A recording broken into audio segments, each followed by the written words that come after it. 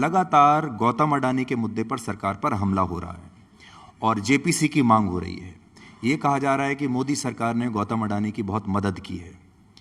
उस पर अभी तक देश ने आपका पक्ष नहीं सुना है और आज मुझे लगता है कि ये बहुत महत्वपूर्ण सवाल है और ये मंच है जहां आप बता सकते हैं लोगों को। नहीं, मैं बड़ी स्पष्ट, हमें कोई कंफ्यूजन ही नहीं है इसमें। देश की सुप्रीम कोर्ट ने एक चीज का संज्ञान लिया, एक कमेटी बनाई है, 2 रिटायर्ड जजों की अध्यक्षता में कमेटी बनाई। उसके सामने सभी लोगों के पास जो तथ्य है वो रखने चाहिए, किसी को नहीं बख्शना चाहिए अगर कुछ गलत हुआ है तो, और वो न्यायिक प्रक्रिया पर भरोसा रखना चाहिए। उसके बाद में भी अगर लगे रिपोर्ट ठीक नहीं है तो जरूर उठाना चाहिए।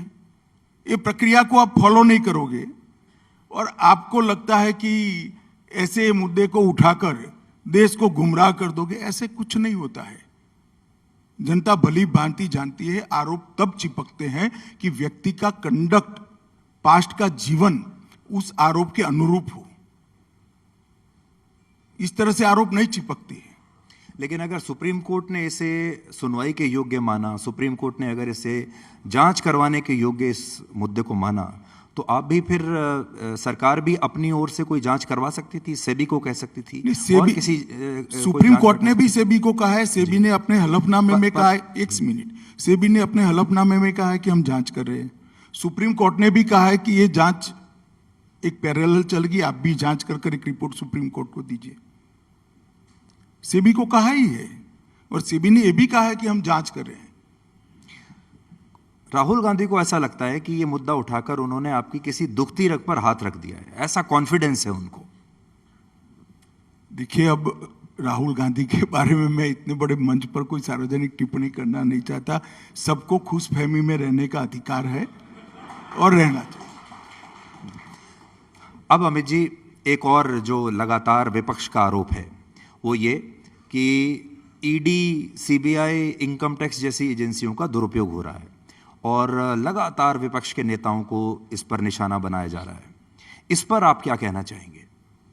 देखिए, जब 2017 की मैं बात कर रहा हूं, यूपी का चुनाव था, कांग्रेस की एक बड़ी नेत्री ने कहा कि भ्रष्टाचार हमने किया था तो क्यों कार्यवाही नहीं हो रही है, हम पर सवाल खड़े करे थे। अब हो रही है तो हाय तौबा कर रहे हैं। ये सारी एजेंसियां, कोई एजेंसी कोर्ट के ऊपर नहीं है। जी। किसी भी नोटिस को भी आप कोर्ट में चैलेंज कर सकते हैं, 1। किसी भी एफआईआर को कोर्ट में चैलेंज कर सकते हैं, 2। और किसी भी चार्जशीट को भी कोर्ट में चैलेंज कर रहे हैं, 3।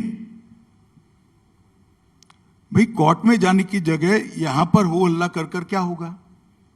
और मैं देश की जनता को पूछना चाहता हूं, किसी भी व्यक्ति ने करप्शन किया है, ऐसा अगर किसी भी जांच में एजेंसी के ध्यान में आता है तो एक्शन लेना चाहिए या नहीं लेना चाहिए?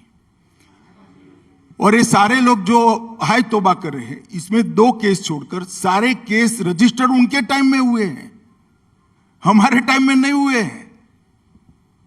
उन्होंने अपने शासन में जो 12 लाख करोड़ के घपले, घोटाले, भ्रष्टाचार किया, उस वक्त सीबीआई में फिलहाल मामला टालने के लिए केस रजिस्टर कराए थे।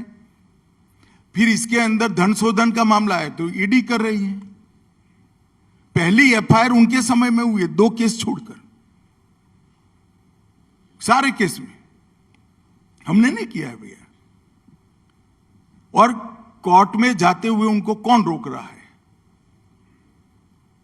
और बहुत, हमारी पार्टी में तो कम है, उनकी पार्टी में ढेर सारे अच्छे वकील हैं।